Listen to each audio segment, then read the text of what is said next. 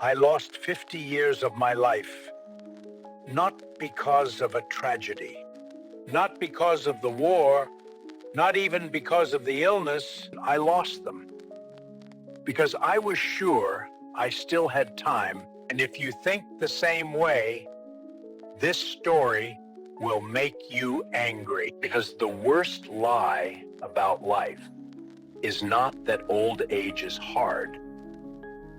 Because the worst lie about life is not that old age is hard. This story was told to me by a man who had considered himself successful for most of his life. According to him, until the age of 50, he lived the way it seemed to be correct. A career, a stable income, a house, the respect of colleagues, a feeling that everything was going according to plan. He sincerely believed that he understood how life worked, and that the main thing was not to get off course. But at 51, this plan broke down. During a regular work meeting, where numbers, reports, and upcoming quarters were discussed, he suddenly felt sick. The world began to float, his body stopped obeying, and then, failure. The next memory was already in the hospital ward, tubes, cold light, and his wife, silently crying in the corner. The doctors called it a cardiac incident and said that he was lucky. According to them, it was a slight fright. But for him it was not luck. Lying still and with too much time to think, he took an honest look at his life for the first time. And he saw something that scared him. He realized that for decades he had been living on autopilot. He didn't make decisions, he just followed a script. He completed tasks, met expectations, moved from goal to goal, without even asking himself why he was doing it. Formally, his life was successful, but internally, it was empty. The hardest part was thinking about what would happen if his heart stopped that day. What would he leave behind? A house? Savings? A job that no one would remember in a few years? At that moment, he realized for the first time that all this time he had been convincing himself of one dangerous idea, that real life would begin later. He always told himself that he would still have time. That there would be time.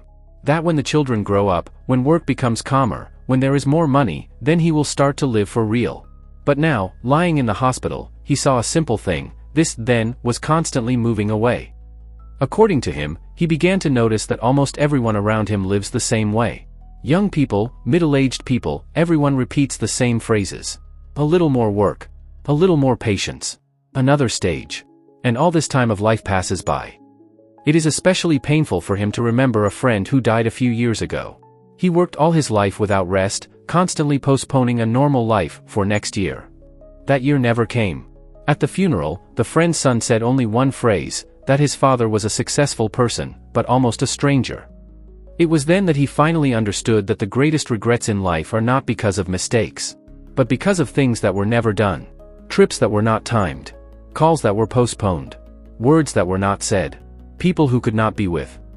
After a heart attack, he began to change his life, not abruptly, but fundamentally. He left the job that took everything. He began to refuse unnecessary things. He began to accept what he had been putting off for decades. And according to him, in these 20 years he learned more about life than in all the previous ones. Now, looking back, he says that everything important turned out to be simple: time with loved ones, activities that are meaningful to you personally, experiences instead of accumulating things, being present in the moment. He admits that once he would have laughed at such words. But now he knows that they were exactly what was missing. He looks at his grandchildren and sees in them his former self, tense, preoccupied, constantly busy. He tries to explain something to them, but he realizes that while a person is inside the storm, he does not see patterns. That is why he agreed to tell this story. Because time is not infinite. Not for him. Not for those who are reading this now. According to him, the real turning point came not in the hospital, but after. When the physical pain subsided, silence remained. Not the kind of silence in which you can rest, but the kind that makes you hear your own thoughts. He returned home, but life did not return with him. Work was waiting, calls were coming in, schedules were not being cancelled, but something inside was not working as it used to. He noticed a strange thing: everything that had seemed important before suddenly lost its weight. Letters marked urgent no longer caused tension. Meetings that had once seemed crucial seemed trivial.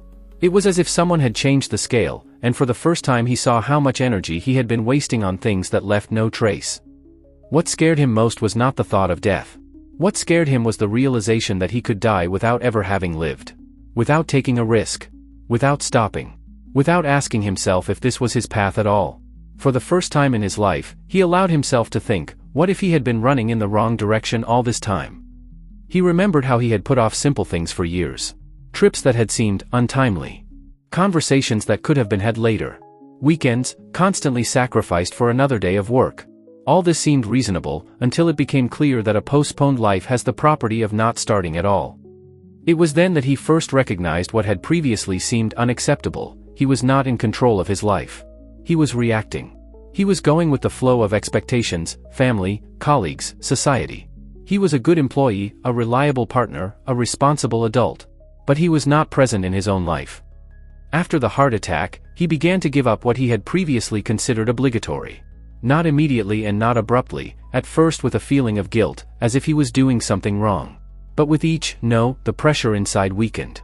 He began to free up time, and with it fear appeared. Because when constant busyness disappears, the emptiness that it covered up becomes visible. And it was from this emptiness, he says, that it all began. Over time, he realized that the most destructive thing was not the illness, nor even the fear of death. The worst was the lie he had lived most of his life with. The lie that almost everyone repeats, I still have time. He remembered how for years he had told himself that he would do important things later. When things calmed down. When there was more money. When this stage was over. But every time one stage ended, another immediately began. The bar was constantly shifting, and real life always remained somewhere ahead. According to him, he began to look more closely at the people around him and saw the same thing. Young, energetic, confident that they were the exception. That everything would be different for them. That the rules that broke others did not apply to them. He recognized himself in them, only without the gray hair and without the experience of loss. He was especially struck by the story of a close friend who had died a few years earlier. He worked almost non-stop, building a business and putting off his life for next year. He didn't rest, didn't slow down, didn't allow himself pauses. It was all for the sake of a future that never came. A stroke took him suddenly.